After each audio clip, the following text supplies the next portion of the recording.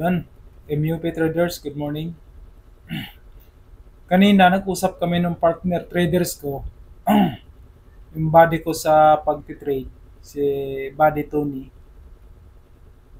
Napansin niya rin pala yung trading setup dito sa XRP. Sabi niya sa akin, may kambal daw itong breakout nung 23 April. Same lang yung breakout niya nung nung January 3. So,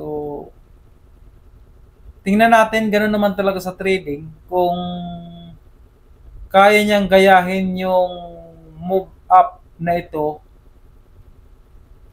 gagawin niya rin dito.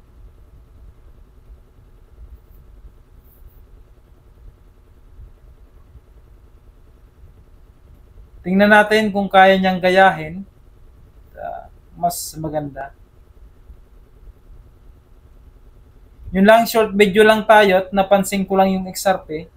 Sana makatulong sa inyong pagtitrade. Maraming salamat po.